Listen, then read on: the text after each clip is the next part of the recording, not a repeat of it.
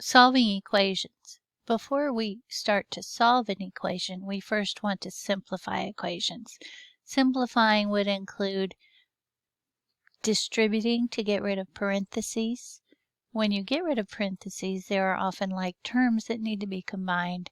Simplifying would also include doing the work to get rid of any fractions or decimals. And again, once that happens, you would combine like terms. Once everything's been simplified and like terms have been combined, then you move to solving. And there are specific steps for that. So I am going to take a minute and write all that down. All right, here are the steps for simplifying an equation.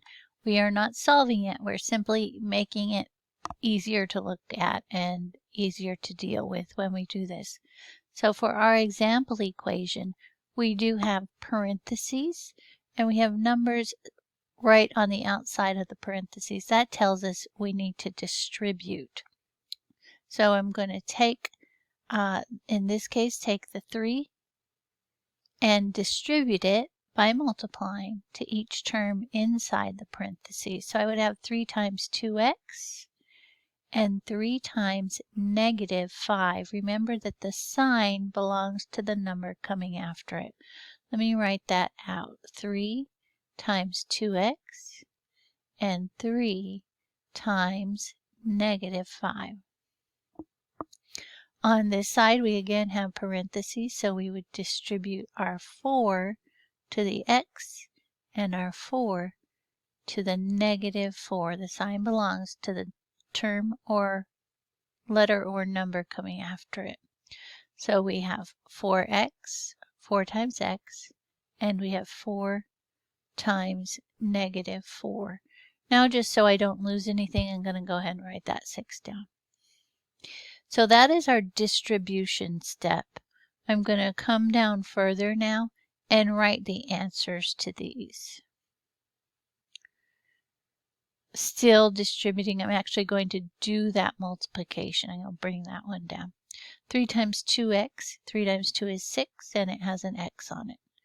3 times negative 5 is negative 15. Notice I said negative 15, but it looks like 6x minus 15. The dirty secret is a negative and a minus are the same thing. It just depends how you choose to look at it. 4 times x is 4x. 4 times negative 4 is negative 16. And then I can't lose that negative 6, so I'm just going to write it down. That is the removing of the parentheses.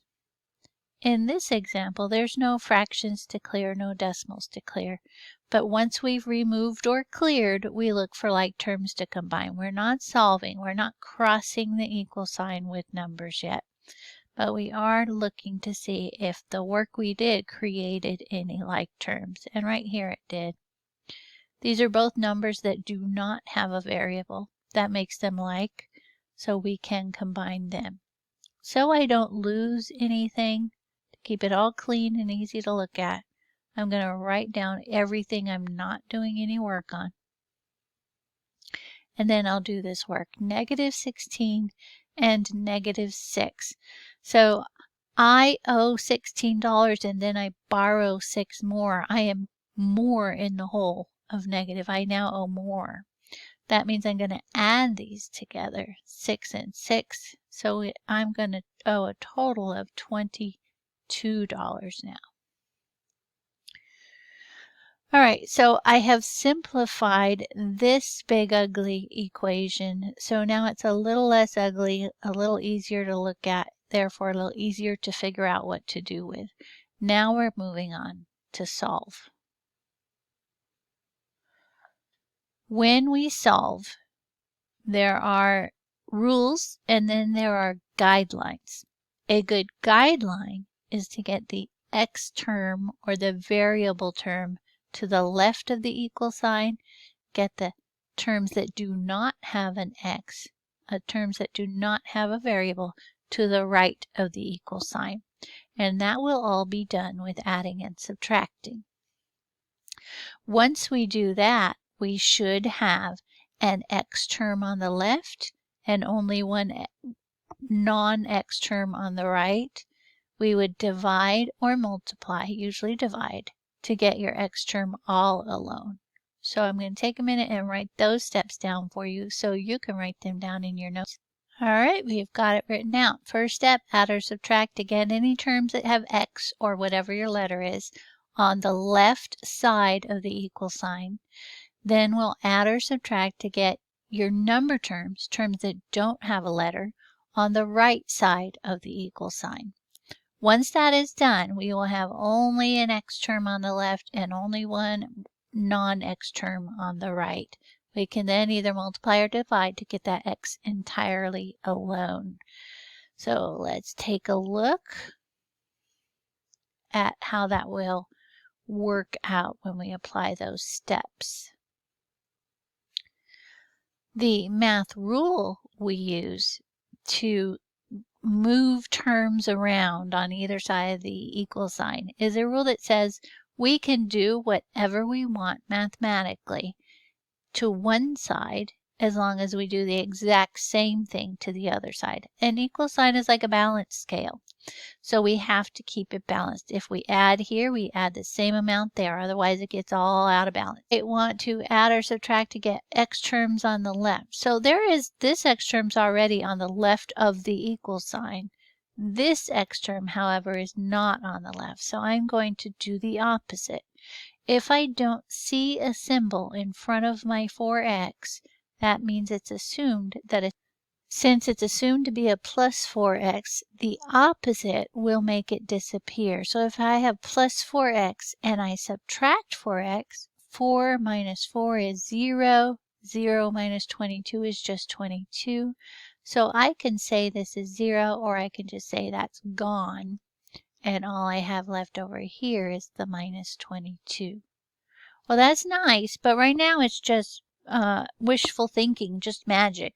So to make this a legal move, if I subtract 4x from this side of my balance symbol, I have to then go subtract 4x from the other side. And remember, I can't combine terms unless they're like. So when I do the subtraction, I have to do it to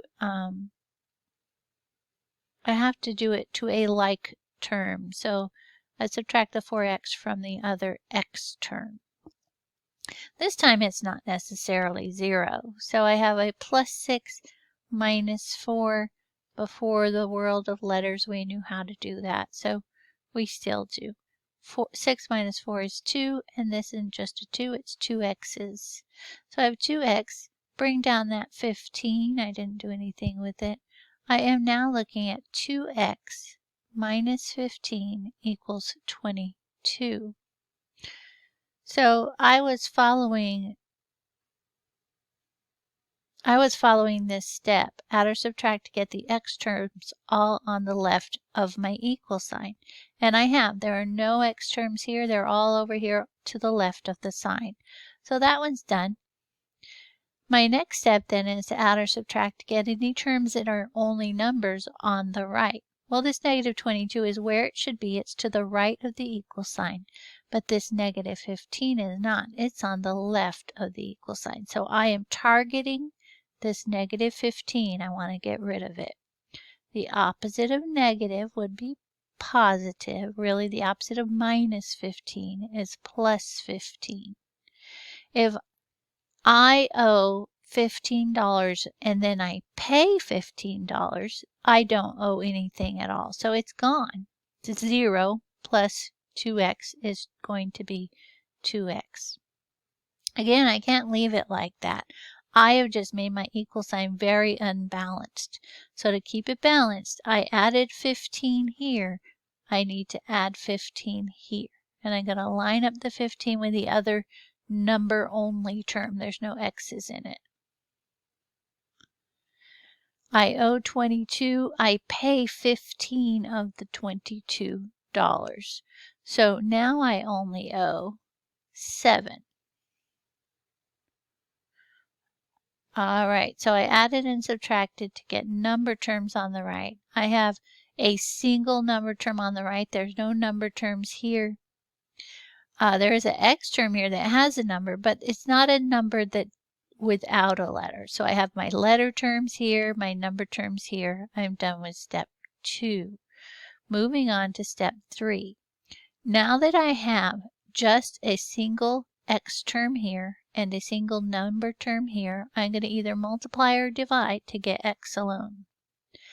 Well, right now this is a whole number times x. The opposite of multiplication is division. So the way to get rid of this 2 to make it disappear is to divide it. The math is a little different. 2 divided by 2 is 1, so now it's 1x. But remember, 1 times x is just x. So it does cancel out again. I can just straight say, oh, well, that's gone. I am not allowed to do that to my balance scale without balancing out the other side, without doing the same thing on that other side. So I divided the left side of my equal sign by 2. I had better divide the right side by 2. If I do that, 2 doesn't go into -7 evenly, and that's okay, we're in algebra. As long as this fraction is fully reduced, I am done right there. So my answer is -7/2. How did I get there? I simplified first, removed parentheses, combined like terms. Once I've made it fully simple, this was what I had. Then I added or subtracted to get the x terms to the left of the equal, added or subtracted to get the non-x terms to the right of the equal sign. Then I either multiplied or divided to get x alone.